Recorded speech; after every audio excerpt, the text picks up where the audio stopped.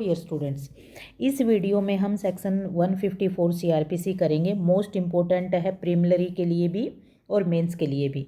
Information in cognisable case, cognisable case के बारे में इन्फॉर्मेशन। ठीक है, जब भी कोई कोग्निजेबल ऑफेंस कमिट किया जाता है उसकी इन्फॉर्मेशन पुलिस को मिलती है, कोई भी दे सकता है। ठीक है, तब पुलिस एफआईआर लॉन्च करती है, तो 154 का प्रोसीजर फॉलो करना पड़ता है। ठीक है, every information relating to commission of cognizable offence, सबसे पहले एफआईआर दर्ज होती है जिन मामलों में वो कोग्निजेबल ऑफेंस हो। ठीक है, इफ़ गिवन ओरली, भाई ओरल भी दी जा सकती है, रिटन भी दी जा सकती है। यदि ओरल दी जाती है to an officer in charge of a police station, ये यहाँ पर officer in charge of police station लिखा है ना, ये यहाँ पर लिखा है, लेकिन प्रैक्टिकल में ये नहीं दर्ज करता है। इसके अधीनस्थ जितने अधिकारी होते हैं, ड्यूटी लगी होती है, जब आप थाने में जाते हो तो मुंशी बैठा होता है। ठीक है, मुंशी लेता है आपकी। Shall be reduced in writing, ठीक है, बाई हिम, या तो वो खुद लिखेगा under his direction, and be read over, लिखने के बाद वो उसको पढ़ाकर सुनाएंगे कि हमने ये लिखा है। टू द इन्फॉर्मेंट, इन्फॉर्मेंट यदि ओरली बताता है पुलिस वाले को कि ये घटना घटित हुई है, तो पुलिस वाला लिखता है और लिख के जिसने इन्फॉर्मेशन दी है उसको बताता है कि हमने इसमें क्या क्या लिखा है, उसको रीड करके बताएगा। And every such information whether given in writing और reduced in writing as aforesaid shall be signed by the person giving it. ठीक है, जिस भी व्यक्ति ने पुलिस को इन्फॉर्मेशन दी है वो इन राइटिंग में है, तो उस राइटिंग वाली एप्लीकेशन पे, या फिर पुलिस वाला लिखता है तो पुलिस वाले ने लिखी हुई एप्लीकेशन पे सिग्नेचर करने होंगे। जिसने इन्फॉर्मेशन दी है उस व्यक्ति को सिग्नेचर करने होंगे। And the substance thereof shall be entered in a book to be kept by such officer in such form as state government may prescribe in this भी आप। ठीक है, ये क्या होता है, वहाँ पर एक रजिस्टर होता है पुलिस स्टेशन में, उसके बारे में एक हेडिंग लिख दिया जाता है कि इसके बारे में इन्फॉर्मेशन उन्हें मिली है। ये सबस्टेंस है ना, उसका सार लिख दिया जाता है। अच्छा जी, पहला जो है उसमें हमें क्या याद रखनी है कि कोग्निजेबल ऑफेंस की इन्फॉर्मेशन दी जाती है, किसको दी जाती है, पुलिस को दी जाती है। ठीक है, यदि रिटन में दी गई है तो उस पर सिग्नेचर कर देगा इन्फॉर्मेंट, यदि ओरल में दी गई है तो पुलिस वाला उसको लिखेगा और उसके बाद इन्फॉर्मेंट के सिग्नेचर करवाएगा।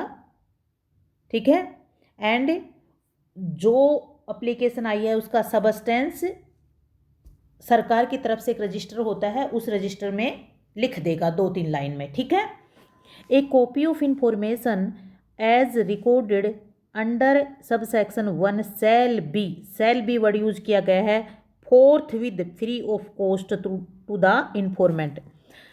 वो जो कॉपी देते हैं ना, उस इन्फॉर्मेशन की एक फ़ोटोकॉपी करके इन्फॉर्मेंट को दे दी जाएगी, फ्री ऑफ कॉस्ट में दी जाएगी। यहाँ से भी प्रीलिमिनरी में पूछा जाता है। ठीक है, शैल बी वर्ड याद रखना, सब क्लोज 2 में लिखा गया है, फ्री ऑफ कॉस्ट दी जाती है। ठीक है, any person aggrieved by A refusal on the part of N officer in charge of a police, यदि पुलिस उस पर कार्रवाई नहीं करती है तब सब क्लोज 3 में station to record the information referred to sub section 1 may send the substance of such information in writing.